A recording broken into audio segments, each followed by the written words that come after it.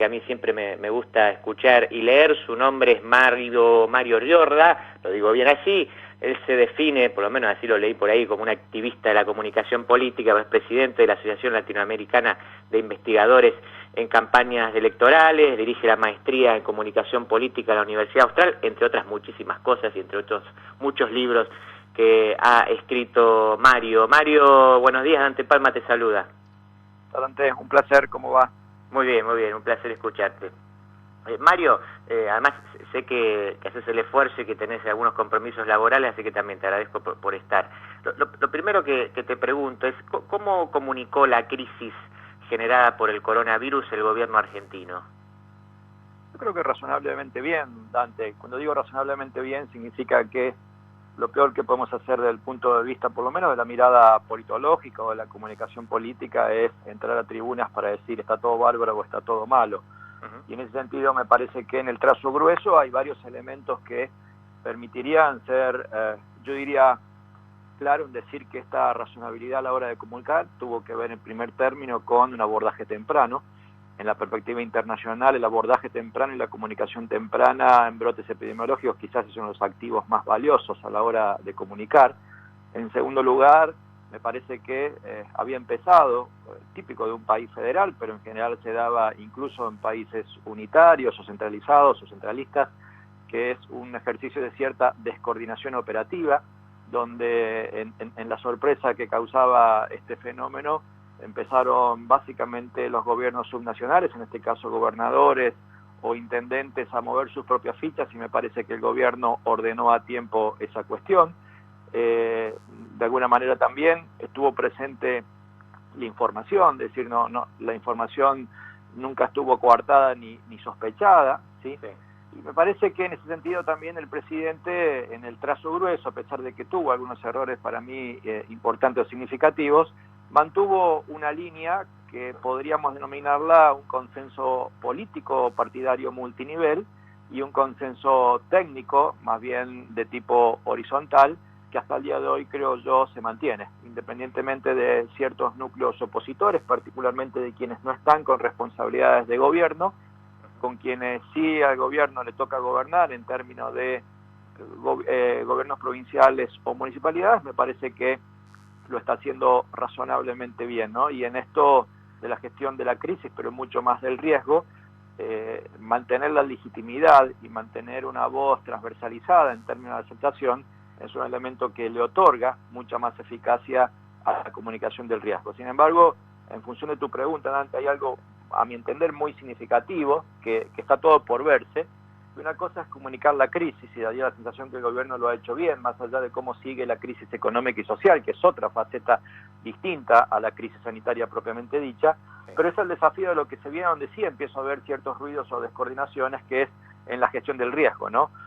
Porque hay un riesgo previo, hipotético, que era antes de la aparición propiamente dicha del brote, y aunque el brote hoy, más allá de los casos especialmente del AMBA, esté relativamente controlado, me da la sensación que la gestión del riesgo adquiere o exige ciertas dimensiones de complejidad que al día de hoy van a ser una especie de gran signo de pregunta a ver qué tan bien o qué tan mal se van a desarrollar hacia adelante.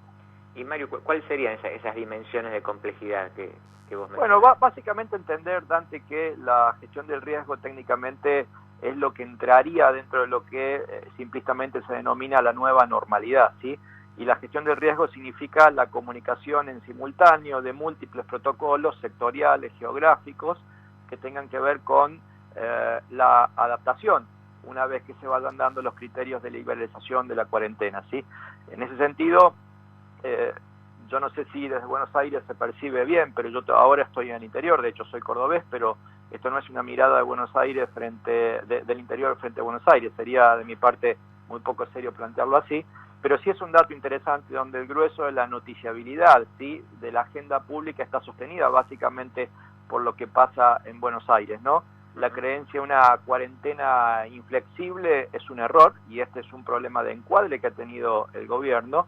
La coordinación y sistematización tras los anuncios de todo atisbo de la liberalización o flexibilización hacia adelante tiene que ver con cómo los gobiernos locales y cómo los gobiernos provinciales van abriendo, si se quiere, la crisis para pasar a esta gestión del riesgo, y la verdad es que hay mucha desinformación y mucha comunicación superpuesta, pero además aquí hay un detalle técnico que pareciera ser, si se quiere, un detalle abstracto, lo que voy a decir, Dante, y ojalá que no se lo entienda así, porque bajarlo a tierra tiene una dificultad práctica increíble, ¿sí?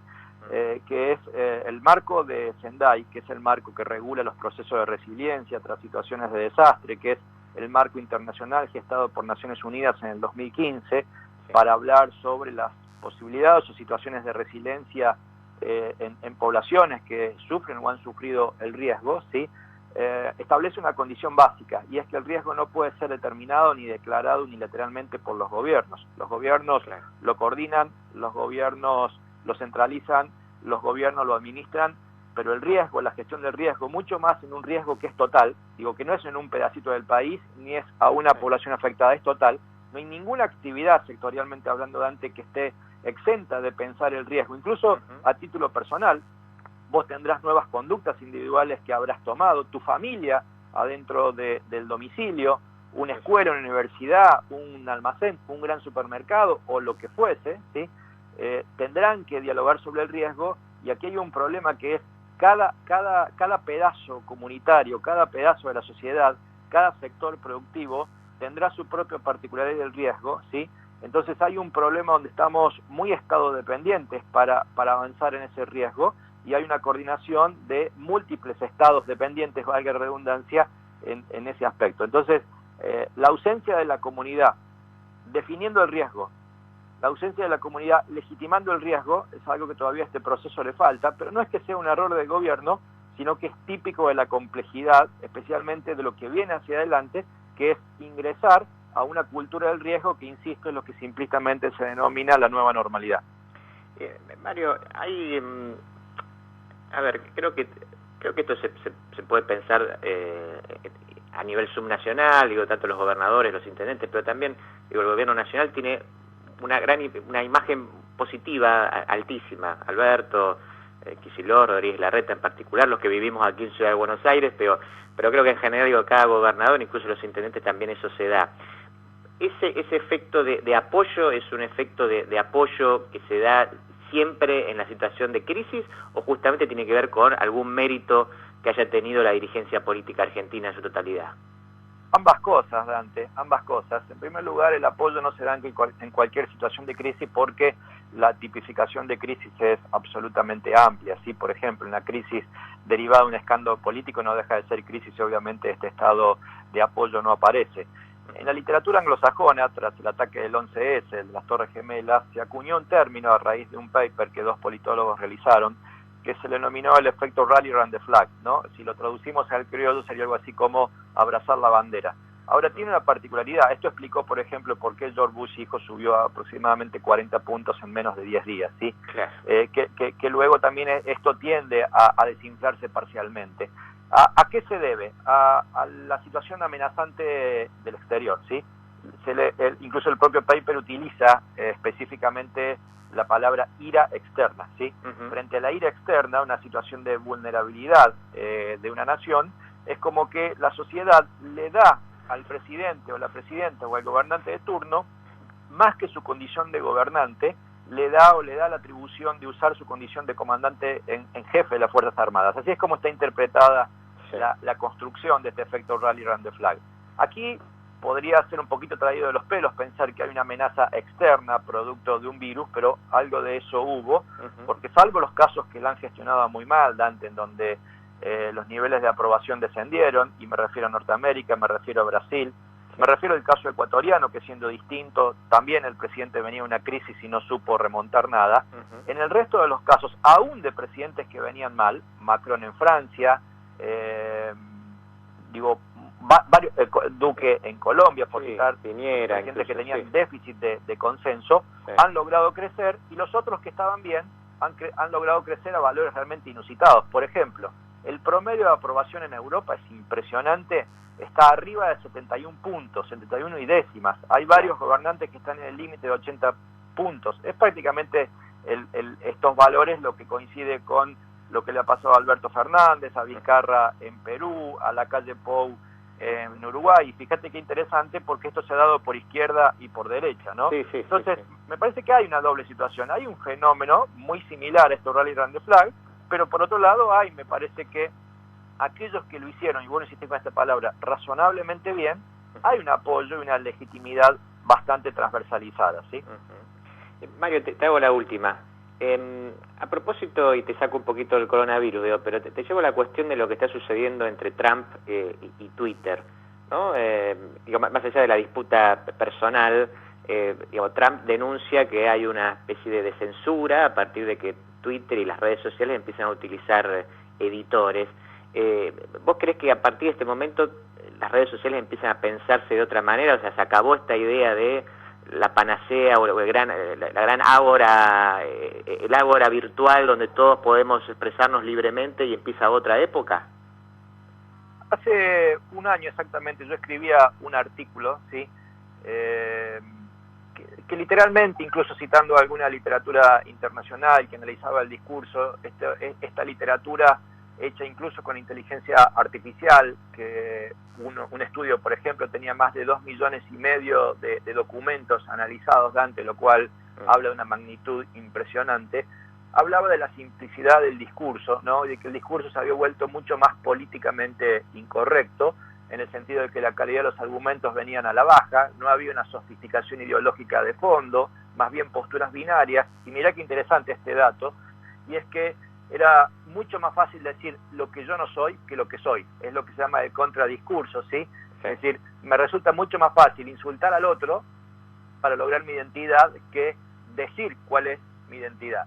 Y me parece que eso literalmente le dio la condición a la comunicación política de ser un ambiente de una comunicación sin filtros, donde vale todo. Y tras la aparición de algunos personajes como Donald Trump, que legitimó el vale todo, como Bolsonaro, que legitimó el vale todo, o las minorías más intensas, tanto por la extrema izquierda como por la extrema derecha, claramente le van dotando al diálogo político, yo diría, esta condición de ser un diálogo binario, ¿no? O tribal, en todo caso.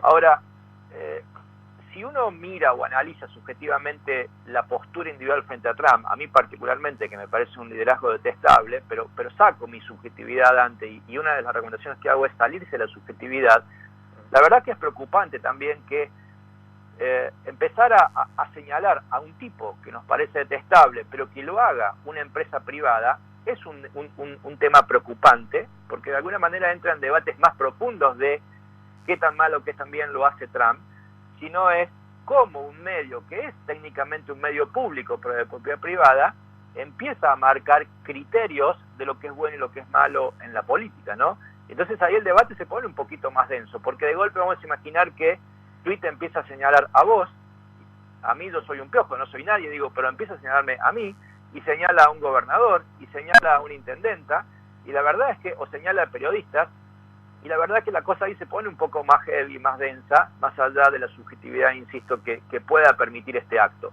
Porque además ni siquiera es el primer acto de censura. De hecho, el propio Maduro ya había sido censurado aquí en Venezuela con algún de los tweets que había emitido, solo que la sorpresa es que lo haga con Donald Trump, ¿sí? Entonces, la verdad que por un lado pareciera ser simpático el hecho de destacar aquello que es mucho más que políticamente incorrecto, sino grosero. Y cuando digo grosero es básicamente la definición que usó Twitter, que además ayer lo he rescatado porque me parecía el título de un gran libro, ¿no? Que es glorificar la violencia. Glorificar la violencia, es apoteótico la descripción que Twitter hizo, pero de alguna manera también es interesante saber cómo ese acto de censura, ese acto de señalamiento lo hace un privado, ¿no?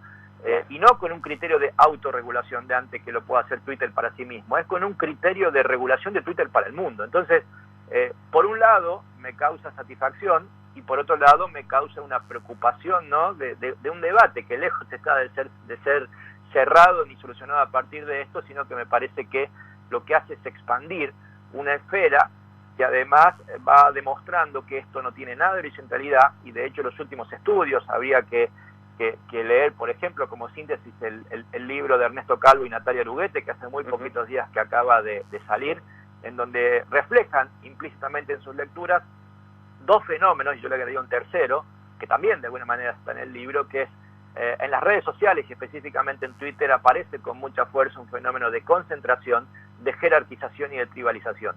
La concentración y la jerarquización significa que las grandes voces tienen mucho más peso que el común de los mortales, y la tribalización significa que hay ausencia de diálogo y que todo el diálogo transcurre entre pares, y que esos pares muchas veces, cuando están altamente radicalizados, es lo que solemos entender como minorías intensas, en donde les importa mucho más el consenso propio interno de grupo, de su propio núcleo de intereses, antes que un consenso, en este caso, de tipo democrático.